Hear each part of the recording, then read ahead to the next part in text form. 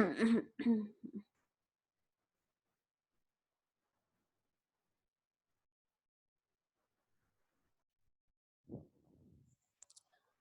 so today topic is, first of all, good morning everyone, and today topic is chemistry of aliphatic hydrocarbon. And 1 minute. Yeah, today topic is chemistry of aliphatic hydrocarbon. If we are talking about aliphatic hydrocarbon, then it simply comes to a mind, come like alkene, alkene, and alkyne. And here we will study about the carbon-carbon sigma bonds, which generally alkane contain these type of bonds. Alkanes are hydrocarbons containing hydrogen and carbons, and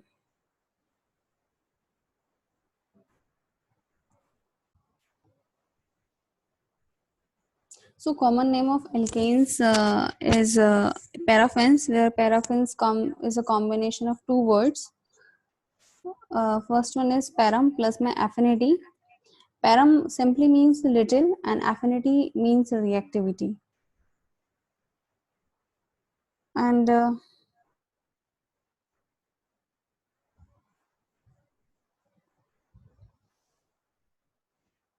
general formula for the alkane is CnH2n plus 2. Okay, I was telling that param plus my affinity. Param is meaning the little and affinity means reactivity. So as a whole, we will say little reactivity. So alkanes have little reactivity. That's why they are called, they are considered as chemically inert compounds. And the general formula for the alkane is CnH2n plus 2. The source for the alkane are petrol, oil, and coal. We can found the alkane in these sources, and for example, methane gas, LPG, and biogas are also sources of the alkane, where the LPG have propane and butane. Propane and butane, we can simply say these two are the constituent of the LPG. Alkanes are considered as saturated hydrocarbon because they contain only single sigma bonds. They do not contain any kind of multiple bonds. So next we will discuss we'll discuss about the physical properties of alkane. So first we will talk about nature. So those alkane which are having 1 to 4 carbon atoms, they are generally exist as a gas in nature, and those which are having 5 to 17 carbon atom, they are generally found as a colorless liquid in nature, and above that all the alkanes are found as a solid at room temperature. Next is the polarity. Alkanes, the general formula for the alkanes is like how we denote them is simply RH, where R is the alkyl group. So here we will take the polarity between the CH bond, where H is having the electronegativity 2.0 and carbon is having the electronegativity 2.1. So both are almost similar. That's why alkanes are generally considered as non-polar, because there is no and there is no polarity. There is no dipole generated in this alkene molecule. Next is the boiling point. So boiling point is directly proportional to the molecular mass. As the chain of alkane, as the number of carbon atom in alkane series goes on increasing, the boiling point will also goes increase. As I have taken the example C6H14, that is a hexane. So the boiling point for the hexane will be greater than the boiling point of pentane, which is C5H12.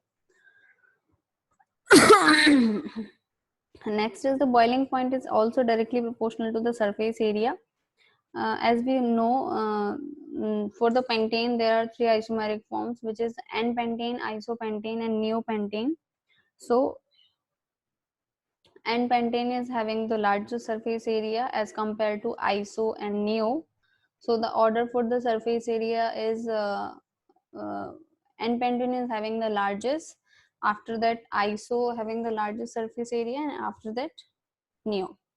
So boiling point is directly proportional to the surface area, because if the surface area will be greater than the number of molecules which are attracting towards the chain, will be greater, and there will be more intermolecular force of attraction, which they will bind with the van der Waals force of attraction with the chain other molecule which are coming near to alkane.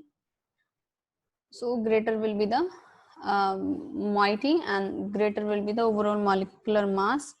And as we know, boiling point is directly proportional to the molecular mass, so boiling point will also get increased. You can say N-pentane has a large surface area, greater intermolecular force of attraction means van der Waals interaction, and greater will be the boiling point. And boiling point is inversely proportional to the branching. So neopentane is having the highest branching, so that will having the least boiling point. That will have the least boiling point. Next is the melting point. Melting point is also directly proportional to the molecular mass.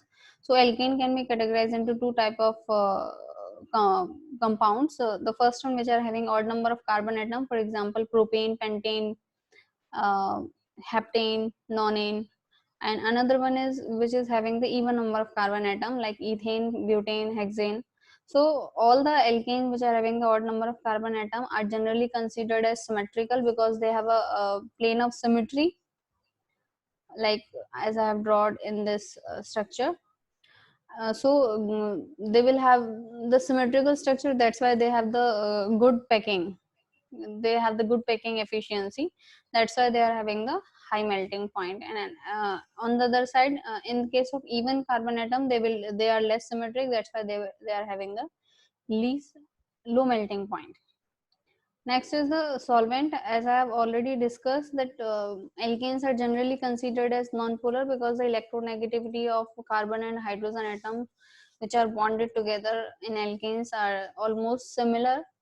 They both are having the similar electronegativity, that's why they are considered as non-polar. And on the general concept like dissolve like concept, so alkanes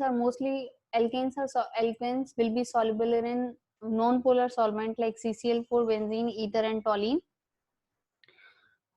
So there, as the chain of alkane will increasing, the solubility of alkane in that particular solvent will get decreased.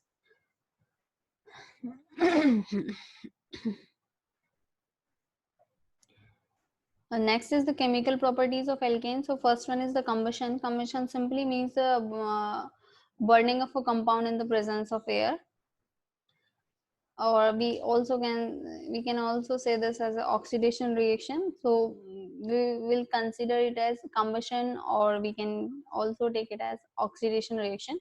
So there are two type of combustion reaction. First one is the complete combustion or incomplete combustion. In case of complete combustion, we get CO2 and H2O as a product. But in case of incomplete combustion, there is a limited supply of oxygen in this case. So we'll get their carbon, or we can say coal, and the carbon monoxide with the water as a product. Next is the nitration reaction. So if we want to convert a simple hydrocarbon into nitro, if we simply want to convert alkane into nitroalkane, then we will react it with the concentrated nitric acid, then we will get nitroalkane. And then next, in the same way, we will get we will do the sulfonation, where H is being substituted by SO3H on reacting it with concentrated sulfuric acid. Next is the isomerization reaction. So heating of straight chain alkane with anhydrous AlCl3 gives a branch chain alkanes. This process is known as isomerization. So we can simply say that the process of converting a simple long chain compound into branch one, that process is known as isomerization process, and that process is carried out under some with the help of some reagent which is AlCl3, aluminum trichloride, anhydrous, and the chromium trioxide. Next is the pyrolysis or cracking. So pyrolysis and cracking is simply the process of breakdown, the process of breaking a higher alkanes into smaller ones on when they exposed to blast furnace or a high amount of heat. So as we can say, here I have taken the example of C6H14, and on this is 930 Kelvin, not 93 Kelvin. So here we will get three series of product. First one will be C6H6 plus 4H2, C4H8 plus C2H6, and third is the C3H6 plus C2H4 plus CH4. So these product will be all these product, all these moiety or the compounds are stable. That's why we are getting this product. Simply when we exposed a higher alkane to a blast furnace, and only those molecule will come out as product which are stable in environment.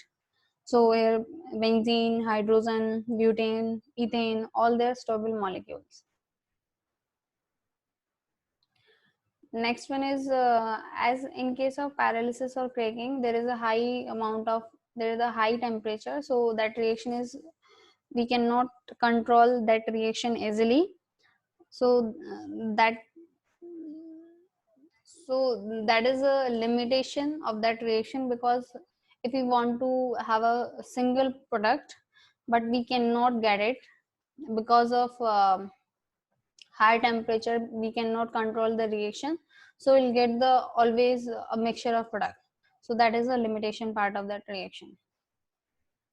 Next is the inclusion of carbene. In this what we do is we insert a carbene in between the CH bond of an alkane. So first we will get a carbene by exposure of ketene, which is CH2 double bond C double bond O to light. So then we get a carbene plus carbon monoxide, and then carbene will react with the alkane. Here this is CH3 CH2 CH3, not CH2 CH2 CH3. This is propane, so please make it correct. So the simple reaction of carbene, the one electron from carbene and the one electron from the CH bond will get combined.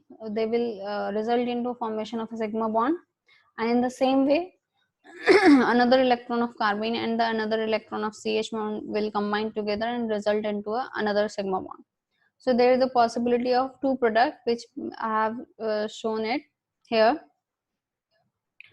Last one is the aromatization reaction. It this is a very simple reaction, the process of converting a simple hydrocarbon into an aromatic compound.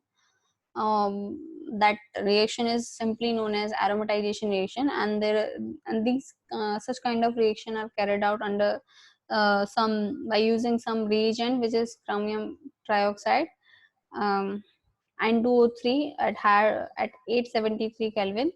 We will also get here 4H2 as a product, because there is a C6H14 and the formula for the benzene is C6H6. So we'll have 8 atoms of hydrogen, which will release as a 4H2 molecule. It means hydrogen gas. So there will be the 4 mole of hydrogen gas, which will release as a side product. So I think I have discussed today topic. So I'm ending this meeting with this. Okay.